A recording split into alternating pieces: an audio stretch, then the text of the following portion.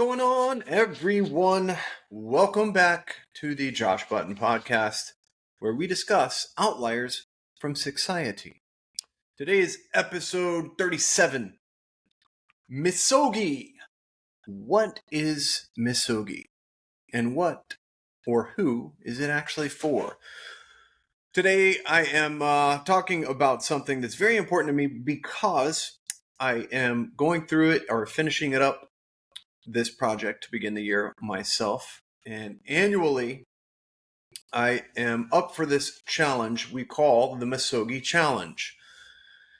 If you look it up, Misogi is based upon the Japanese purification ritual, where annually people would submerge themselves in icy cold waters or go stand under an icy cold waterfall to reinvigorate, to renew, to start again. Essentially, it was an annual purification ritual so that they could start the year fresh. And the Misogi Challenge, birth of this ritual, is the notion that once a year you're going to put something on your calendar that scares you, or something that you thought you could never do, something that you probably and possibly cannot even be capable of completing, but then you go out and you do your best to do it. I am doing long form content on my YouTube channel right now based upon this subject, and my burning desire for this project is that men especially will see it and then understand there are other ways to get out of your rut, other ways to challenge yourself to bring more of your potential to the surface and to live life as it is possible to live, to thrive rather than just to survive. Look, there's people functioning daily, running around in dopamine deficits, and it's natural given the number one activity for people is scrolling and comparing their lives to others, or comparing their existence, their reality, to others' presentations of their reality. We've talked about this on the podcast before. People aren't putting out the most honest messaging. It's just not what social media is. So when we get into this cycle of scanning and dialing into the portrayed realities of others that are most definitely manipulating their realities to present it online, well, not only are we being lied to right to our faces, but we're accepting it as other people's truths compared to what ours is and what ours are. And that's just not healthy. It just isn't. Look, there's plenty of people talking about our status as men currently and what's wrong with men, especially in the West, with dropping levels of testosterone, weaker men. A lot of people will say that men have been, especially in the last few generations, overly mothered and underly fathered. And I could not possibly agree more. It is a mother's instinct to nourish and to protect. And look, that's great when we're babies. That's exactly what you need as a baby. But as you get a little older, you need fathering who says, look, life is about risk. Life is about adventure. Get out and do it. Get off mama's tit, so to speak, and accomplish things for yourself. Take care of yourself. And we see it oh so often and oh too much nowadays in society that men are not ready to be men, and they are not being men. We are not raising men. There's a lot of different categories in which we can discuss on how to correct this course, or ways that we should start correcting this course if we want healthier generations going forward. And there's, like I will discuss on a podcast coming up here pretty soon, there's plenty of options for middle-aged men who find their testosterone dropping off and find that the recovery isn't what it used to be, outsourcing this a good bit in conjunction with their own lifestyle choices. And hopefully we're all out there, striving to take advantage of every day, to get out there and make ourselves better and to perform better and to grow spiritually and educationally and philosophically. And hopefully we are gung-ho about improving and expanding our horizons.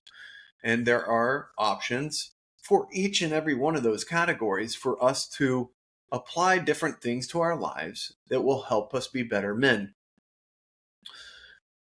But when we're looking at young men who have been overly mothered and underly fathered, or just do not have the sense of direction, or have just let themselves go for some reason, they've fallen by the wayside of responsibility.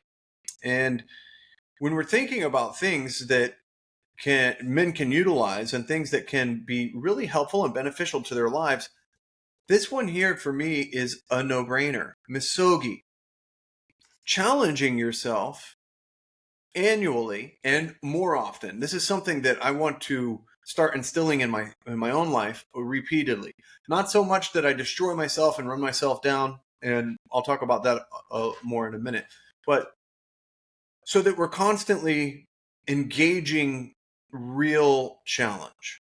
Not because we have something to earn directly from it. In other words, I'm not talking about going Alaskan deep sea fishing to make $50,000 in a few months, although that is evidently a heck of a challenge. It's obviously not for everyone. And out of the people that go and do that, a lot of people lose their lives.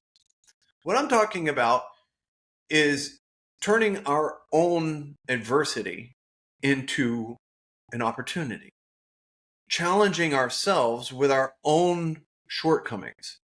One for me, myself, I didn't realize it at the time, but I had a situation when I was 4 or 5 years old in a swimming pool. I was at a babysitter's house, and the babysitter's son was probably an 11-year-old in that neighborhood. And he did the thing in the pool where you dunk the kids who are smaller and less apt to defend themselves, or are just not ready for your abuse, so to speak. He was being a bully in the water, and he dunked me and he dunked me and he dunked me. And I remember gasping for air underwater and filling my lungs up with water and feeling that I was going to drown.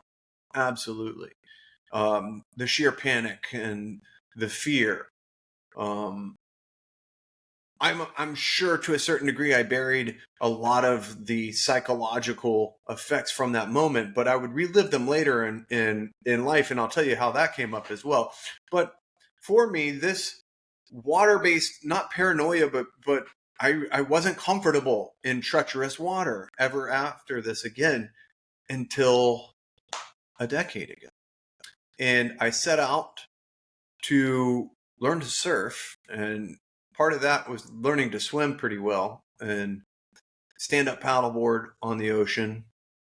And I really got into it. I'm talking when I was in Miami in off season, I had 8 hours a day to be on the beach, and that's what I was doing. I was out there learning how to balance myself on these paddleboards and catch little micro waves, until the point where I felt the calling of the Pacific Ocean, the West Coast. I wanted to go there and really learn to surf and become a surfer. And there, long story short, I did just that. I gave up the stand-up paddleboarding at some point in time and gave, just short boards and longboard surfing all of my attention. And that's what I did. And I enjoyed it. I loved it. And I came to the realization somewhere along the line that, man, I really, really do love surfing, and I have enjoyed every minute of this. But this was deeper for me. I was fulfilling a need, a serious, deep-rooted need to overcome a fear. And I was absolutely positively sure of this because of one situation I had in the ocean where I encountered a hold down. And if you're not a surfer, you haven't spent that much time in the water, you don't know what I'm talking about. But essentially, I rode a long wave, and this was on the paddleboard, rode a long wave, got to the end of it, and that's kind of where all the blow up is at the end of this wave. And I tumbled, and the next thing I know, I was almost flat against the floor of the ocean by some rocks with that wave and the energy of that wave pinning me. And I felt almost resistant to the point where I couldn't do anything. And I felt my leash was stretching out from my paddleboard, and I had a paddle I let go of, and I tried to swim up a bit, and I couldn't get to the top. And just as I started to come up, boom, another wave pinned me down in the same spot. And in my head at that moment, I felt the same thing I think I felt with that babysitter's kid when I was whatever age. And I felt the fear, but I didn't panic. Interestingly enough, I felt like I'm in trouble, but I knew I needed to relax. And I can only attribute this to breath work that I was doing at the time with Laird Hamilton, who is a famous big wave surfer, and his wife at their house. He had introduced me to the Wim Hof technique and to performance breath, which fortunately I was really into at the time. And it was serving me well in this instance because of the fear in my head and because of the reality that if I had panicked in that moment, I would have been gasping water the same way I had when I was a child. And I came up from that experience. I came up from the ocean there, and I just had that profound understanding like, wow, this is why I was here. Perhaps more than any other reason. More than enjoying the ocean and enjoying the sun and the surf and the healing properties of just being out there in negative ionization and fresh air, maybe even more than all of that, I needed to have this experience where I realized there is nothing to fear, and panicking is not going to solve your problem. It's going to make things worse, just as it had then in my childhood and other times in my life. And we, I'm sure, can all replay some situation where worry or panic just did not serve you well. In fact, it inhibited your ability to analyze and interpret and to make the most rational decisions in those situations. So I don't know exactly if, I started into the ocean and really wanted to conquer this because of an underlying need to destroy that fear.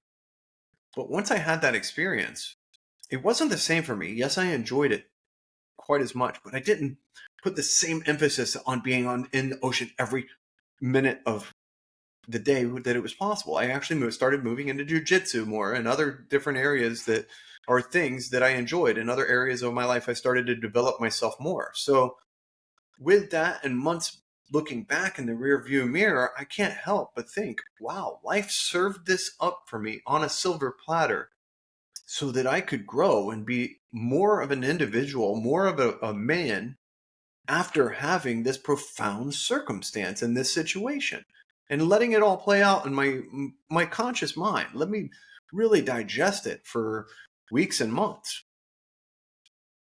So Misogi, there's some things that I think we can identify in our lives that we have a fear to overcome. Some have a fear of heights, some have a fear of dogs, some have a fear of all kinds of different things. I'm open to the possibility that some of these fears will never be dismissed for a lot of people. And I'm sure that trauma has different effects on different persons, the way we carry it, the way we deal with it, whether we acknowledge it or can acknowledge it.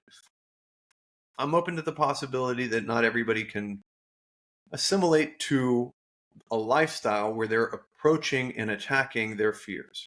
However, if you can and if you do, the rewards are so much more and so much greater than anything else we can, in my opinion, conjure up on our own or that we can imagine ahead of time. Sure, it's great to want to have a career and then follow your step-by-step process to having the career you want. But I was just thinking of something this past week that for me, it just blows everything else out of the water, and that is health is wealth. And I know it's a cliche, we all say it all the time, but when you're not healthy, you really understand that. You really feel that. And this past week was a brutal one for myself as I went through food poisoning. A week ago, I guess last Saturday, I walked the gauntlet at my gym and I got my purple belt.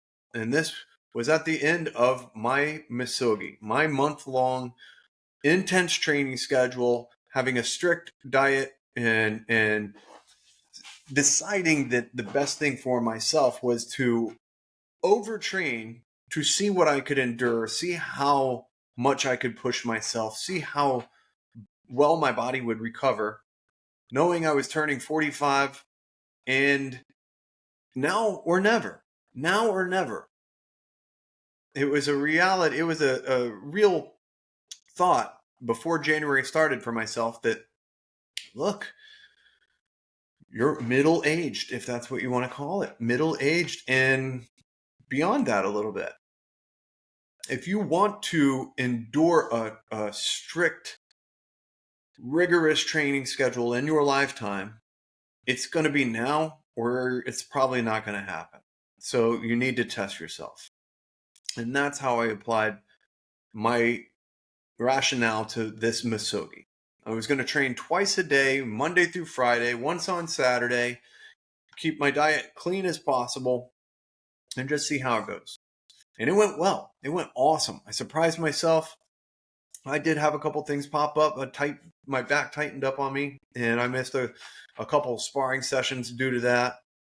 And during the middle of this, challenge, I learned that I was going to get my purple belt, and that became all the more rewarding and really reaffirmed my decision. And it wasn't because of this decision, but it just so happened that the timing was perfect for me to be able to look back at towards the end of this and go, wow, man, I've really paid my dues, and I've really left it all out on the mat so many times, and I've been so consistent with it for so long that it was inevitable. And I'm halfway there. My goal isn't for the purple belt. My goal is to get that black belt. And for some people, that's not necessarily the goal they want when they enter jiu-jitsu or other martial arts. But for myself, after I got into it for a little while, I said, why not? That's exactly what I want. And I'm going to dedicate and commit to the process so that I can get there. So I go through this Misogi, and you're always, in my opinion, going to have rewards and benefits from challenging yourself in this way. The surprises that may come about, like the conscious awareness that I have overcome a deep-seated fear, and it was a need to overcome a fear. Or, hey, man, you're being rewarded with the knowledge of how much closer you are to your goal than you may have thought even a few weeks ago. It's a plethora of benefits in this. Your confidence level will skyrocket once you do something that you thought you could never do. This is just fact. This is it, the psychology of it. You can do far more than you ever thought you could do, and the universe is just waiting for you to prove it to yourself. That's the reality. Men need to be present and taking on challenges. We need to overcome obstacles. We need to prove to ourselves that we have the ability to provide for ourselves, to provide for our families, to stand in the face of our fears and be relentless with the pursuit of what we desire or what we want or what our goals are or what we need for that matter. What happens if you actually need to feed yourself from one day to the next? Are you capable? Now, I hope we don't have to go hunt down your food out of sheer desperation in the next year, 2 years, or any time in your life. But why not put that, out there as your Misogi?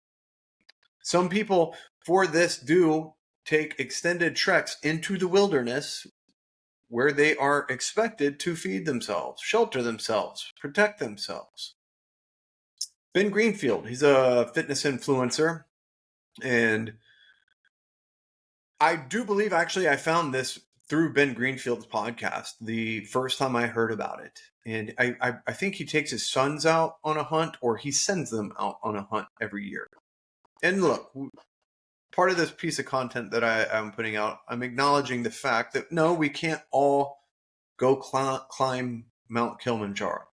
We cannot all go on wilderness expeditions alone and wild hunts. And obviously, we don't even all have access to ice baths or cold waterfalls. But we can identify things that we did not think we could do that we may gain, we may have intense gains from doing. Fears that we can approach head on. If you're afraid of heights, you can go bungee jump. You can go skydiving. There's things you can do without spending $1 on them as well. You can ride your bicycle across the state you live in. You can attempt the world record of some sort. You can try to do the most pull-ups or the most push-ups humanly possible in one day and keep track of it. You can try to break your own spirit with some intense and rigorous exercise that you decide to take to your end till you fall over. There are so many different ways that we can challenge ourselves in this way. And why not? Think about it. Be creative. Make it personal to you. And then put that goal on paper. Write it down. And make the choice that you are going to do it. I promise you, this may not solve all of our problems. This may not solve all of your problems. I don't know how to solve all of your problems. We're all individual in that way. We all have different fears, rational and irrational. We can't dwell in those. We have to attack those. I guarantee you, if you engage Misogi, you will be better equipped for everything else life throws at you. Guaranteed. What is Misogi to you?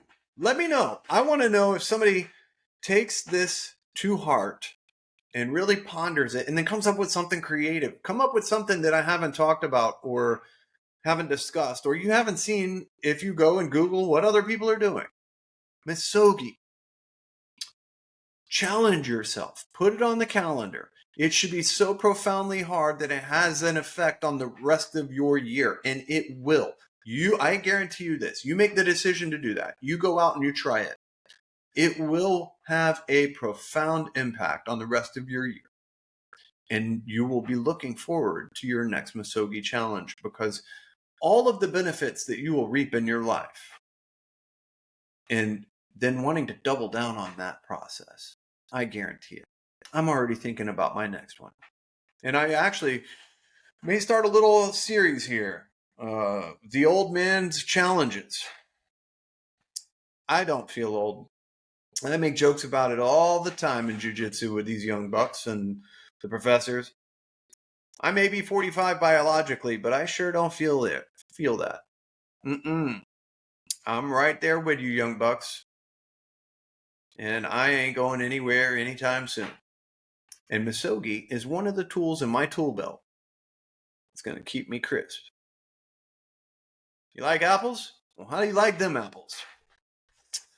Anyways, this is episode 37, Misogi. I hope you all take a little bit away from this and maybe go challenge yourself sooner than later. One last little thing. 4 years ago, I took the Misogi challenge to heart and I decided that I had just started jiu-jitsu not long before that, and I had decided I was going to go carnivore for all of the January of that year. It was World Carnivore Month. Little did I know it at the time, it was Misogi, but it was. I was heavily influenced by individuals that strongly advocated veganism for quite some time leading up to this. And to be honest, I did not know if I could eat a carnivorous diet. I doubted it seriously. I had these notions of poor health outcomes from eating meat, which were just not the case. It was fraud. It was wrong from the get-go. And making the decision to go against the grain there and follow the people that were being bashed by the establishment as non-experts, as soothsayers, as psychos and pseudoscience followers was one of the best decisions I ever made. It completely changed the way I felt, my health, the direction of my life from that point forward. And I am absolutely grateful, ecstatic, and overjoyed. Once you eat a burger or a steak after you've been vegan for 6 months, you'll understand. Literal mouth salivating, borderline tears. Your body's reaction to it is undeniable. You thought you liked those pea protein fake burgers? Yeah, you do not trust me. That's how I came up with stop killing the plants. Misogi. I am super grateful, and you will be too. Give it a shot. This was episode 37, Misogi. And I'm looking forward to talking to you all again soon. Have a great day. If you are on YouTube, please like and subscribe. Help me grow that channel. If you're listening wherever you listen to your podcast, give me a little feedback if you get an opportunity. I am super grateful for any engagement. Thank you all. Have a great day.